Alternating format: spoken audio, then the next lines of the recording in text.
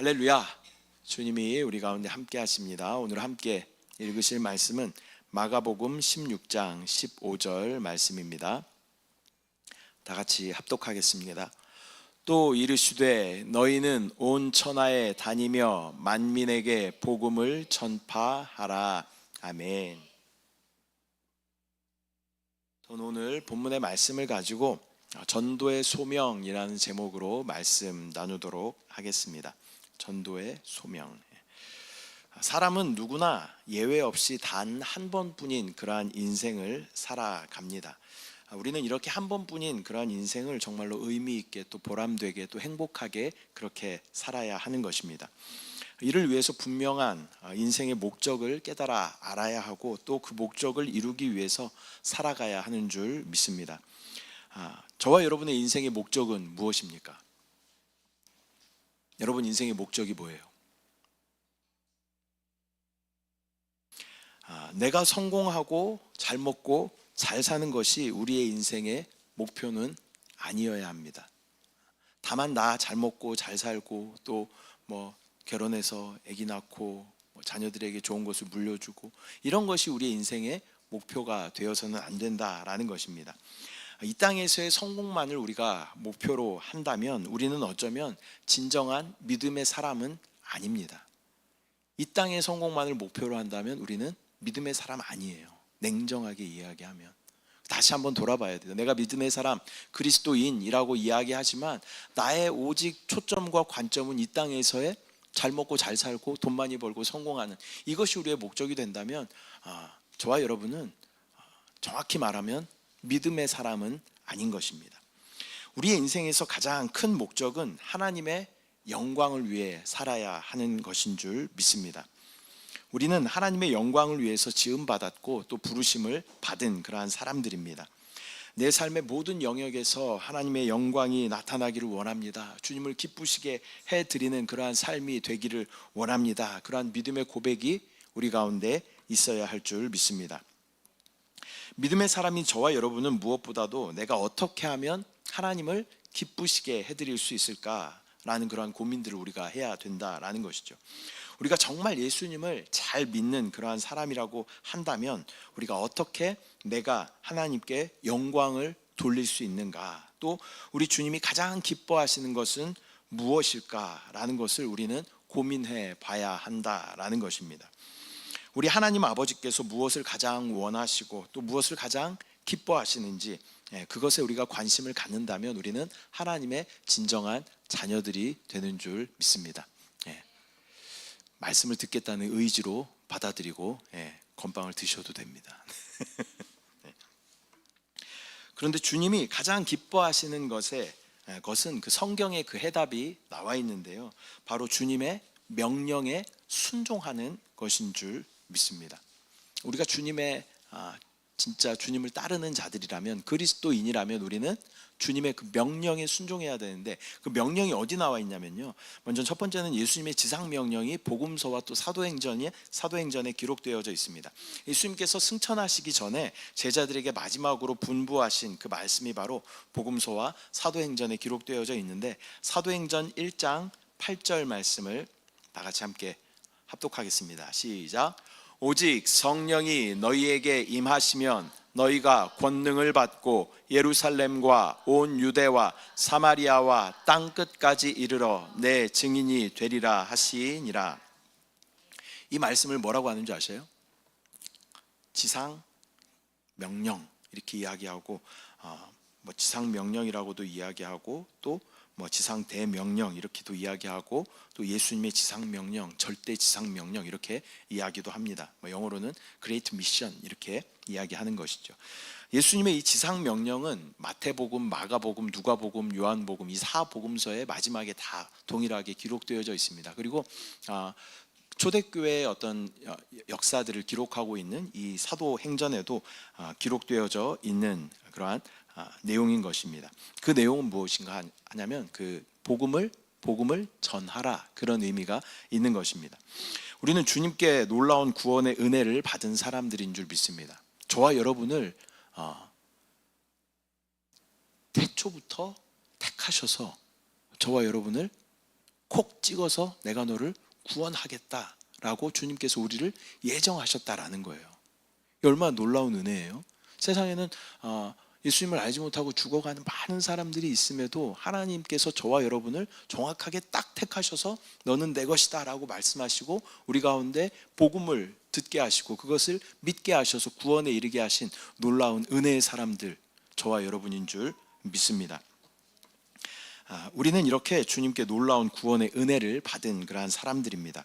우리가 그 은혜를 갚는 길은 그 받은 은혜와 또 이 귀한 복음을 만민에게 전하는 그러한 책임이 저와 여러분에게 있는 줄 믿습니다. 그리고 내가 만난 그 예수님을 나의 입술로 고백하고 또 많은 믿지 않는 사람들에게 간증함으로 말미암아 그 사람들을 얻어 주님께 다시 올려드리는 것이 먼저 은혜로 구원받은 저와 여러분들의 사명인 줄 믿습니다. 여러분, 은혜로 구원받은 거예요. 은혜라는 말은 무슨 말이냐면 공짜로 구원받았다는, 공짜로 아무 대가 없이 구원을 받았다는 거예요. 이 얼마나 놀라운 은혜입니까? 전혀 감동이 없지만 놀라운 은혜예요. 놀라운 은혜. 첫 번째로는 우리는 예수님의 이 지상 명령인 복음을 전하는 그러한 삶을 살아야 하는 줄 믿습니다. 두 번째로는 우리는 참 제자로서의 삶을 살아야 한다라는 것입니다. 마태복음 28장 19절 20절 말씀 함께 합독합니다. 시작. 그러므로 너희는 가서 모든 민족을 제자로 삼아 아버지와 아들과 성령의 이름으로 세례를 베풀고 내가 너희에게 분부한 모든 것을 가르쳐 지키게 하라. 볼지어다 내가 세상 끝날까지 너희와 항상 함께 있으리라 하시니라. 아멘. 오늘날 교회를 다니는 성도들은 굉장히 많습니다. 우리 교회에 나오는 성도들은 많이 없지만 교회를 다니는 성도들은 대단히 많아요. 또 코로나 이후로 또 많이 줄어들기도 했습니다. 코로나 이후로 교회를 안 나가는 성도들을 뭐라 그래요? 네, 가나안 성도라고 이야기해요. 가나안 성도. 왜 가나안 성도라고 이야기할까요? 가나안을 거꾸로 하면 뭐예요? 네, 안 나가는 성도, 교회 예배 안 나가는 성도를 가나안 성도라고 이야기해요. 근데 지나면서 봤는데 가나안 교회를 보면서 마음이 되게 아팠어요. 와, 이름을 저거 어떡하냐, 큰일 났다, 그런 마음이 들기도 했는데 교회 안 나가는 성도들이 이 코로나 시대를 지나면서 많이 이렇게 있게 되었습니다. 그런데요, 여전히 세계 곳곳에서는 엄청난 부흥이 일어납니다. 우리나라는 지금 많이 기독교 인구가 많이 줄었다라고 이야기하지만 세계에서는 많은 또 부흥의 역사들이 일어나고 있는 것을 또 매체를 통해서 보게 되는 것입니다. 현재 기독교 인구는 지금 전 세계 인구가 얼마나 되죠? 80억 되나요? 80억은 안 되나요? 80억 좀 가까이 되는 것 같아요. 근데 그 중에 기독교 인구를 인터넷에 찾아보니까 26억 명 정도로 추산하고 있대요. 굉장히 많은 수치죠. 또 2050년까지는 약 33억 명이 기독교를 믿게 될 것이다 라고 예상하고 있다고 합니다. 미국과 유럽 또 우리나라도 기독교 인구가 줄어들고 있는 그런 추세이기는 하지만 세계적으로 보면 기독교 인구는 여전히 늘어나고 있다라는 것을 우리는 알 수 있습니다. 또한 지금까지 기독교 역사를 보면 수십억의 그러한 사람들이 예수님을 따랐고 교회를 다녔습니다. 그렇게 기독교 인구는 전 세대를 아울러서 끊임없이 있어 왔지만 그러나 진정으로 예수님을 따르는 제자들은 많지 않았다라는 것입니다. 저와 여러분이 예수님을 믿지만 또 교회에 다니지만 다시 한번 점검해 봐야 되는 것은 내가 그냥 교회를 다니는 사람인가, 아니면 진짜 예수님의 제자된 그러한 삶을 사는 사람인가. 이 교회를 다니는 교인과 제자는요, 삶이 많이 다릅니다. 우리가 진짜 주님을 내가 주인으로 우리가 영접했다면 우리는 제자의 삶을 살아야 하는 줄 믿습니다. 제자가 누구일까요? 제자는요, 스승을 닮은 사람이 제자입니다. 또한 스승의 가르침대로 행하는 사람이 제자인 줄 믿습니다. 예수님의 제자가 되기 위해서는 예수님이 어떻게 사셨는지 그 모습을 우리가 보고 또 그 모습을 닮아가는 사람들이 바로 예수님의 제자라고 말할 수 있는 것입니다. 또한 예수님께서 어떤 것에 초점을 맞추고 어떤 것에 관심을 갖고 계시는지 그것을 정확하게 볼 수 있는 사람들이 바로 제자된 삶을 살아가는 사람들인 줄 믿습니다. 예수님께서 이 땅 가운데 사셨던 인생의 목적이 무엇이었는지 그것을 정확하게 알고 또 그렇게 살아내는 사람들이 예수님의 제자라고 말할 수 있는 것입니다. 저와 여러분이 예수님을 믿었다면 이제는 예수님의 참 제자된 그러한 삶을 살아가는 저와 여러분들 되시기를 축복합니다. 전에 제가 기도하다가 갑자기 뜬금없는 단어가 생각났어요. 그 단어가 뭐였냐면 따라쟁이라는 단어였어요. 따라쟁이라는 말 알아요? 알죠? 학교에서 아마 많이 썼던 그런 얘기인 것 같아요. 어떤 인싸인 친구가 있으면 그 친구가 하는 모든 것을 다 따라하는 그 친구를 따라쟁이라고 이렇게 이야기했던 것 같아요. 근데 제가 이미 성인이고 그리고 이런 말을 쓸 일이 없잖아요. 제가 뭐 학교를 다니는 것도 아니었고. 근데 기도하는 중에 갑자기 따라쟁이라는 단어가 생각이 났어요. 그래서 따라쟁이를 묵상하다가 내가 예수님 따라쟁이가 돼야 되겠다. 그러한 어떤 마음의 감동이 있었습니다. 저와 여러분이 예수님처럼 예수님을 닮은 예수님 따라가는 그러한 예수쟁이 저와 여러분 되시기를 소망합니다. 그 당시 우리가 기독교인 안디옥 교회에서 그리스도인이라는 명칭이 호칭이 처음으로 사용되었는데요. 그때 의미는 어떤 의미였냐면 지금으로 말하면 예수쟁이, 예수에 미친 사람들 그런 의미로 처음에 사용됐다라는 거예요. 근데 지금 우리 역시 그렇게 세상 사람들이 우리를 예수쟁이라고 말하든 그렇게 이야기하든 상관없이 우리는 그저 예수님을 따라 사는 예수님을 닮아가는 그러한 예수님 따라쟁이가 되어야 할 줄 믿습니다.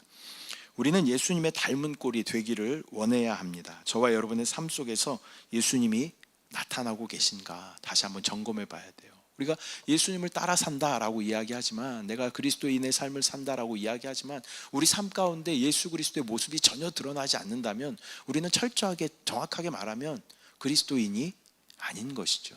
그리스도인에게선 누가 나타나야 돼요? 그리스도가 나타나야 돼요. 근데 저와 여러분의 삶 가운데 그리스도가 나타나요? 순간순간 계속 그분이 나타나요? 아니면 누가 나타나요? 내가 나타나죠. 그럼 나는 그리스도인이 아니라 그냥 박상준인이에요. 박은영인이에요. 그냥 박주원 사람 그냥 박주원 사람이에요. 그냥 지금 피곤한 건 누가 피곤한 거예요? 박주원이 피곤한 거예요. 예수님 이 예배를 너무너무 기뻐하시겠죠. 그리스도인이라면 예배 가운데 주님을 믿음으로 바라보고 내가 반응하는 것이 아니라 내 안에 그리스도께서 반응하시는 그러한 사람이 바로 그리스도인인 줄 믿습니다. 제자들은 예수님의 사명을 쫓아 전도하고 선교하였던 그러한 사람들이었습니다. 또 목숨이 위태로운 그러한 상황에서도 복음을 전했으며 또 성령의 음성에 순종하여 그곳이 어디든지 상관하지 않고 성령이 하라 하시면 가라 하시면 또 달려가서 복음을 전했던 사람들이 바로 제자들이었습니다. 그들이 이렇게 충성된 제자로서 하나님 주님께 헌신된 그런 삶을 살 수 있었던 원인은 무엇이었냐면 바로 성령의 충만이었습니다. 성령 충만하면요 우리는 자연스럽게 복음을 전하게 돼요. 반대로 말하면 내가 복음을 전하는 것이 싫고 두렵다. 그럼 뭐예요? 성령이 충만하지 않은 거예요. 성령은 누구의 영일까요? 잘 모르면 뭐예요? 예수 그리스도. 그리스도의 영이 성령이에요. 그래서 그리스도로 충만하면 그리스도께서 이 땅 가운데 뭐 하셨어요? 복음을 전하셨어요. 복음을 전하시고 병자들을 고치시고 복음이 뭐예요?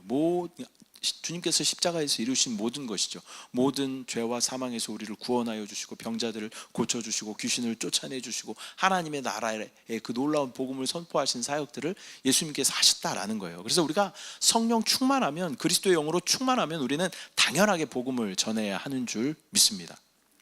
저와 여러분이 복음 전하는데 어떻습니까? 막 즐거워서 막 복음 전해요? 얼마 전에 우리가 계란을 가지고 나가서 처음으로 전도를 해봤습니다. 여러분 어땠어요? 막 기뻤어요? 막 하고 싶어 막 안달이 났어요? 그렇지 않죠? 이 달걀 언제 다 떨어지냐? 달걀 왜 이렇게 많냐? 사람들은 왜 안 받고 이렇게 쫑크를 주고 가냐? 막 이런 별별 생각들이 다 들었을 거 아니에요. 근데 전도는 훈련되어져야 돼요. 훈련되어져야 돼요. 그래서 저도 목사지만 때때로 피곤하고 그러면 전도하러 나가기 싫을 때가 있어요. 근데 제가 이번 주에 카톡방에다가 사진을 올려드렸잖아요. 목요일 날 나가서 1시간 정도 이렇게 전도를 했어요. 그랬더니 두 친구가 이렇게 지나가더라고요. 그래서 한 친구한테 이렇게 줬는데 한 친구는 피해서 막 가요. 그러더니 막 가더니 막 히히 웃으면서 다시 와가지고 그 간식을 받아가더라고요. 그래서 언제든지 와, 라면 재고가 너무 많아, 야 와서 좀 먹어줘라 막 이랬더니 그 친구가 6시가 거의 다 돼서 왔어요. 친구 둘이 왔어요. 그래서 집에서 씻고 왔대요. 그래 라면 먹고 이제 학원을 갈 거래요. 그래서 야 너무 잘 왔다 그러면서 라면을 많이 먹고 가더라고요. 라면 이렇게 끓여주고 마음에 이제 그런 감동이 있는 거죠. 그때 만약에 내가 나가지 않았다면 그 친구들이 이 전도지를 받지 못했을 거고, 그러면 우리 교회에 올 가능성이 없었겠구나. 그래서 때를 얻든지 못 얻든지 나아가서 복음을 전하는 것이 합당하다라는 그러한 믿음을 다시 한번 점검하는 그러한 시간이었습니다. 그러고 나서 조금 있으니까 6시가 넘었는데 또 친구 3명이 또 올라왔어요. 그래서 아내는 이제 애들 이제 밥 차려주려고 집에 들어갔잖아요. 그래서 혼자서 5명의 라면을 끓이느라고 제가 막 정신없이 왔다 갔다 하는데, 남자 5명이니까 얼마나 많이 먹었겠어요? 5명에서 11개를 먹고 5명에서 11개를 3번, 4번 끓였어요. 먹고 부족하다 그래갖고 또 비빔면 또 끓여주고 그러면서. 근데 저는 그것이 너무너무 보람되고 행복한 일인 거죠. 그래서 복음 전하는 것은 어때요? 싫을 때일수록 더 나가야 돼. 싫은 건 누가 싫은 마음을 주는 거예요? 사단이 주는 거예요. 왜? 나아가면 누군가 구원을 받으니까 싫어하는 마음을 주는 거예요. 그럴 때일수록 어떻게 해야 돼? 야, 사단이 싫어하는구나, 반드시 나가야겠다. 그러한 마음을 가지고 나아가서 복음을 전하면 반드시 구원 얻을 영혼들을 주님께서 붙여주실 줄 믿습니다. 그렇게 성령으로 충만하면, 저도 이제 27살 때 성령 침례를 받았는데 그리고 나서 변화된 것이 가장 큰 3가지가 무엇이냐면, 말씀이 처음부터 창세기부터 계시록까지 다 믿어지더라고요. 이게 제일 큰 변화였어요. 그리고 두 번째 변화는 무엇이었냐면, 세상이 너무 아름답게 보였어요. 저는 이렇게 좀 우울한 그런 삶을 오래 이렇게 살았었거든요. 그리고 중국에서 오래 있었는데 중국 사람들이 너무 싫었어요. 뭘 맨날 훔쳐가. 핸드폰도 몇 번 잊어버리고 자전거도 몇 번 잊어버리고 막 전동차도 잊어버리고. 그래서 중국 사람 내가 진짜 그 공부만 끝나면 내가 절대 중국은 내가 다시 밟지도 않겠다, 그 제대한 군인 같은 그런 마음으로 그렇게. 이 영혼들이 너무 싫더라고요. 너무 이렇게 거짓말도 많이 하고 막 소리도 시끄럽고 냄새도 많이 나고 그래서 되게 싫어했는데, 성령 침례를 받으니까 세상이 너무 아름다워 보이고 그 영혼들이 귀하게 여겨지는 거예요. 그리고 또 큰 변화 하나는 무엇이냐면, 복음을 전하고 싶은 마음이 내 마음 가운데 막 생기는 거예요. 그래서 성령 충만하면 자연스럽게 어떤 증상이 나타나요? 복음을 전하고 싶은 그런 마음이 우리 가운데 막 생겨나게 되는 줄 믿습니다. 그래서 내가 복음을 전해야지라고 생각했는데 가기 싫어라는 것은 내 상태가 지금 성령 충만하지 않다라는 것으로 우리가 알면 됩니다. 그리고 나서 기도해야 되죠. 성령 충만을 달라고 기도하고 주님께서 마음에 또 감동을 주시면 나아가서 복음을 전해야 하는 줄 믿습니다. 3번째는 받은 은혜를 베풀어라라는 그런 태도를 우리가 가져야 하는 것입니다.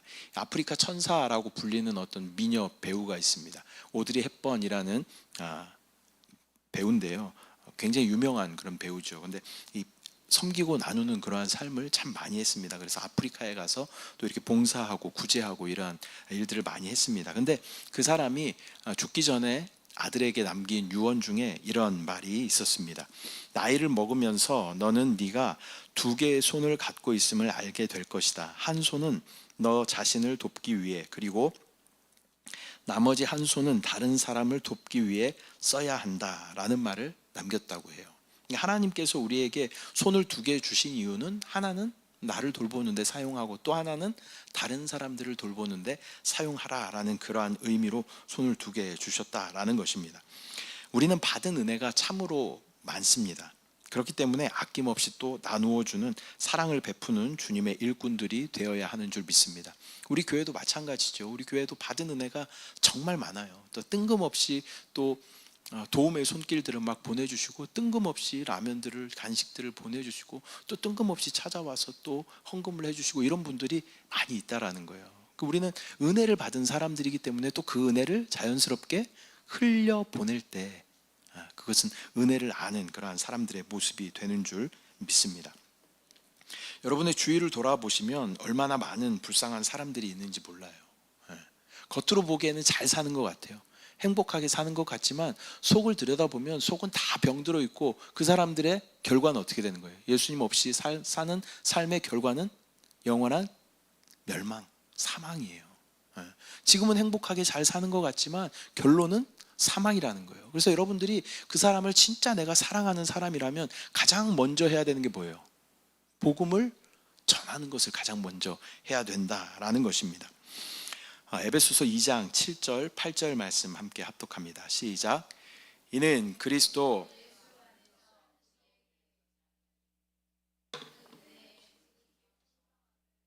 오는 여러 세대에 나타내려 하심이라. 너희는 그 은혜에 의하여 믿음으로 말미암아 구원을 받았으니 이것은 너희에게서 난 것이 아니요 하나님의 선물이라. 아멘. 7절에 보면 그 은혜의 지극히 풍성함을 오는 여러 세대에 나타내려 하신다라고 말씀하고 있어요. 그러니까 저와 여러분은 오는 여러 세대의 복음을, 그 은혜의 복음을 전할 필요성이 있는 줄 믿습니다. 또한 그 은혜를 어떻게 받았대요? 믿음으로 말미암아 우리가 구원을 받았으니 이것은 너희에게서 난 것이 아니요 하나님의 선물이다라고 말씀하시는 것입니다. 저와 여러분은 하나님의 선물로 이 은혜를 누리게 된 줄 믿습니다. 우리는 반대로 말하면 우리는 그 은혜의 빚진 자들이다라는 것입니다. 이 은혜를 갚는 길은 내가 거저받은 그 복음의 은혜의 복음을 다른 사람들에게 복음을 전하면 우리는 그 은혜를 갚을 수 있는 것입니다. 저와 여러분의 근본은, 모든 사람의 근본은 어디냐면 하나님이에요. 하나님. 물고기가 물을 떠나면 어떻게 돼요? 금방 죽어버려요. 이 나무도 오늘 하루 뽑아놔 버리면 어떻게 될까요? 내일 아침 되면 다 말라버려요. 죽어버려요. 근데 우리 사람은 근본이 어디라고요? 하나님이에요. 하나님을 떠난 인간은 어떻게 될까요? 죽어버려요. 생명에서 떨어져 있기 때문에 죽을 수밖에 없는 거예요. 그렇기 때문에 여러분 주위에 보면 하나님을 떠나 있는 많은 사람들이 있잖아요. 그 사람들을 다시 하나님께로 연결시켜주는 그 사명이 저와 여러분의 사명이다라는 것을 우리가 기억해야 합니다. 여러분이 그 사람을 진정으로 사랑한다면 우리는 그들에게 하나님의 사랑, 복음을 전해야 하는 줄 믿습니다. 그것만이 살 길이에요. 그것만이 살 길. 영원한 생명 가운데 하나님께 다시 돌아오는 것만이 살 수 있는 유일한 길이다라는 것을 여러분 이거를 심각하게 받아들여야 돼요. 여러분 가정 가운데 또 친구들 가운데 예수님을 떠난 많은 사람들이 있잖아요. 그 사람들 여러분 사랑하셔요? 사랑하죠. 사랑한다면 어떻게 해야 돼요? 그 사랑하는 사람들이 지금 지옥을 향해 걸어가고 있어요. 어떻게 해야 돼요? 예수 그리스도의 복음을 전해서 다시 하나님 나라로 초대해야 되는 그러한 사명이, 이 심각한 사명이 저와 여러분에게 있다라는 거예요. 나아가서 복음을 전할 때도, 전도지를 돌릴 때도 마찬가지겠죠. 이 복음지 한 장이 이 사람에게는 어쩌면 생명, 하나님의 생명을 누릴 수 있는, 하나님의 나라에 갈 수 있는 티켓이 될 수 있겠다라는 그러한 마음으로 우리는 복음지를, 전도지를 나누고 그 사람을 전도해야 할 줄 믿습니다. 마지막으로 이 연약한 자에서 또 담대한 전도자로 변화된 성경에 나오는 마가라는 인물에 대해서 설명하도록 하겠습니다. 마가복음의 저자로 잘 알려진 이 마가는요, 처음부터 충성된 제자로서의 삶을 살아가는 그러한 사람은 아니었습니다. 마가는요, 예루살렘의 아주 부유한 레위 집안에서 부유하게 태어난 그러한 사람이었어요. 근데 마가의 어머니가 마리아인데, 마리아는 아주 신실한 그러한 성도였어요. 그래서 사도들이 모일 때마다 또 장소를 제공하기도 하고 또 많은 물질로 후원했던 사람이 바로 마가의 어머니 마리아였습니다. 그래서 사도행전에 보면 성령의 임재하시는 그런 사건이 나오잖아요. 거기가 어디였어요? 마가의 다락방이었어요. 이 마가의 다락방이, 그러니까 마가의 어머니인 마리아가 이 장소를 제공한 거예요. 그래서 여기 와서 함께 기도하십시오라고 제공한 거죠. 그리고 나서 열흘 동안 120명이 모여서 120명이 모일 만큼 크면 얼마나 커야 돼? 이거 2배 정도는 돼야 돼요. 모여서 간절히 기도했더니 어떻게? 성령이 그곳에 임했다라는 것입니다. 그래서 이런 어머니의 어떤 신실한 믿음을 보면서 자라왔던 이 마가는 자연스럽게 그 마음 가운데 신앙이 조금씩 뿌리내리기 시작했습니다. 특히 이 마가의 외삼촌이 누구냐면 바나바예요. 바나바. 이 바나바는 또 이렇게 권면하고 위로하고 하는 그러한 사역을 많이 했죠. 그래서 그 바나바에게 많은 영향을 받았고, 또 아버지처럼 따랐던 사람이 누구였냐면 베드로였어요. 그 베드로를 통해서 또 많이 양육받고 또 변화된 사람이 마가였습니다. 이처럼 뛰어난 신앙의 선배들 곁에서 이 신앙이 점점 성장했던 마가는 예수님의 이 명령을 따라서 또 복음 전하는 또 선교의 현장으로 나아가게 됩니다. 그런데 어떻게 자랐다 그랬어요?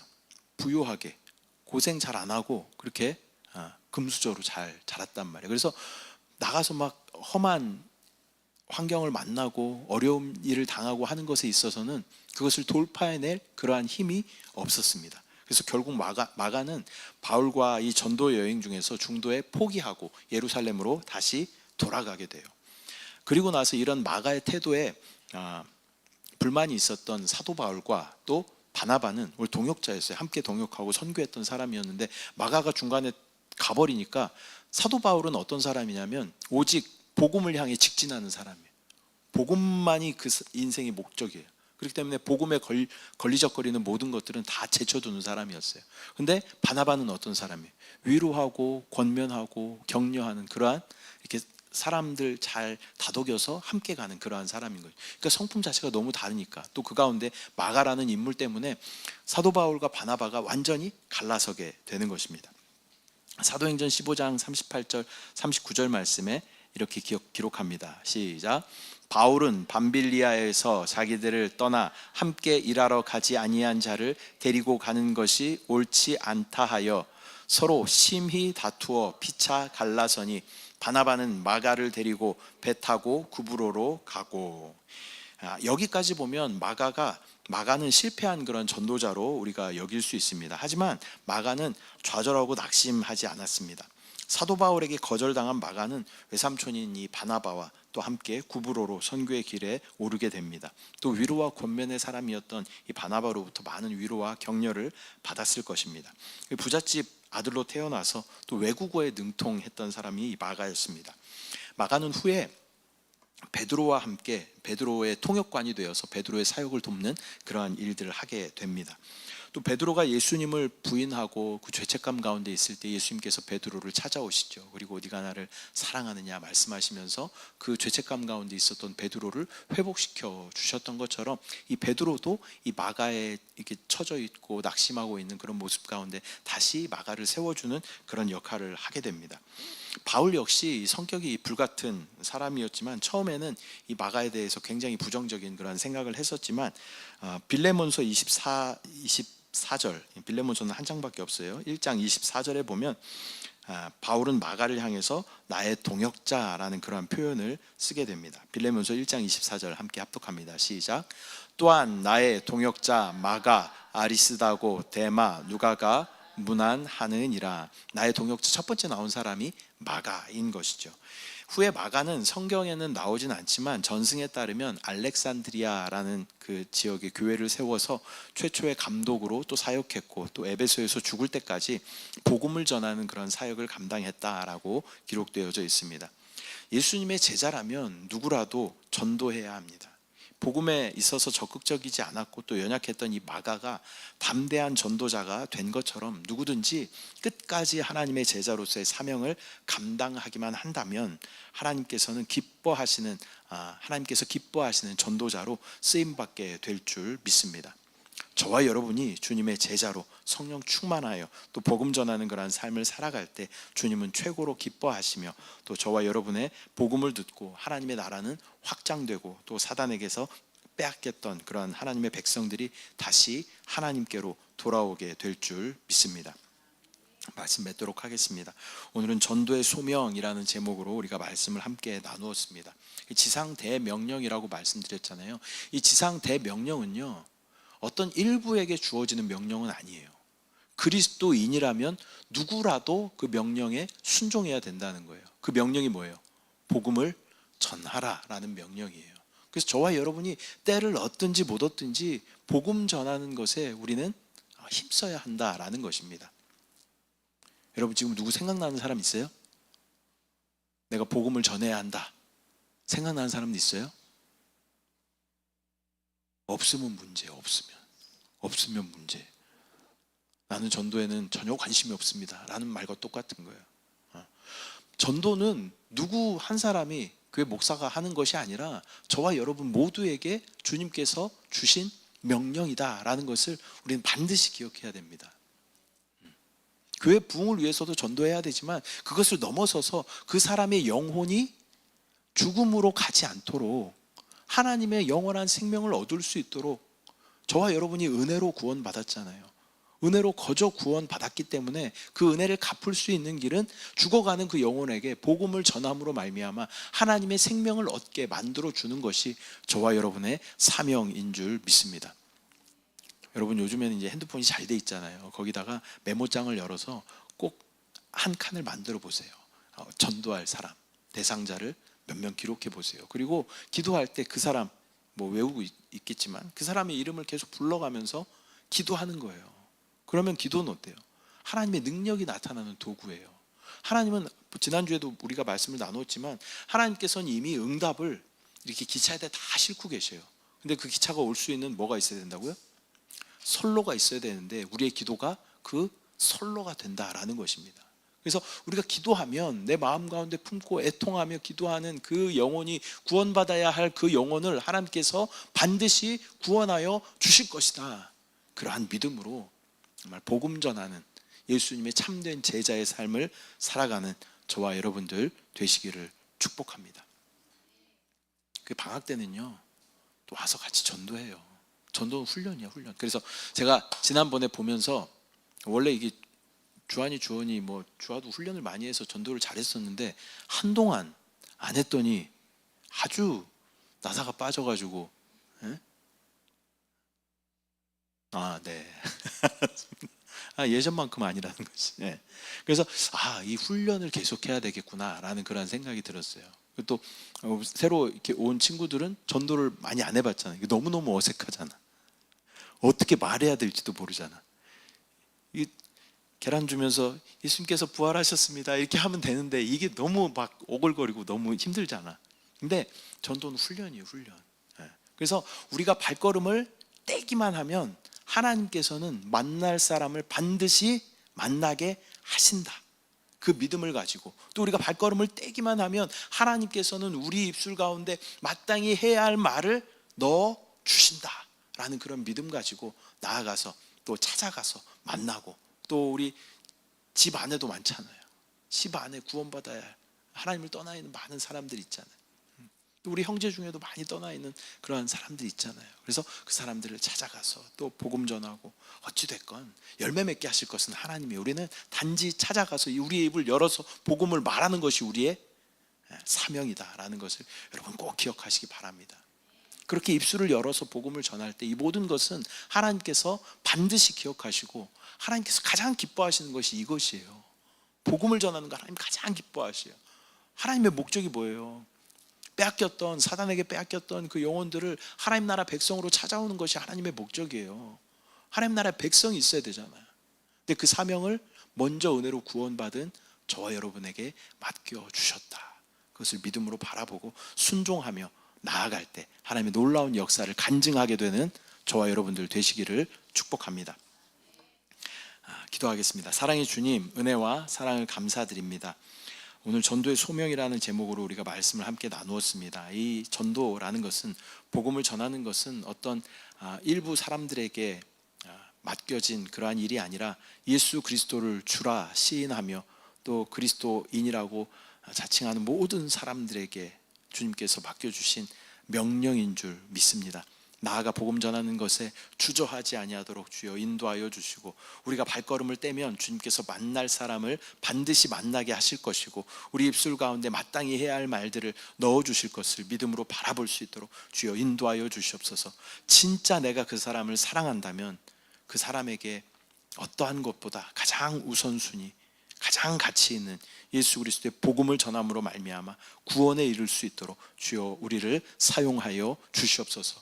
부끄러워하지 않도록 주여 인도하여 주시고, 귀찮아하지 않도록 주여 인도하여 주시고, 주여 복음 전하는 것이 우리의 삶의 가장 큰 기쁨이요 축복이 될 수 있도록 은혜를 더하여 주시옵소서. 역사하신 주님을 바라봅니다. 함께 하신 주님을 찬양합니다. 주님을 사랑합니다. 감사드리고 예수님의 이름으로 기도드립니다. 아멘.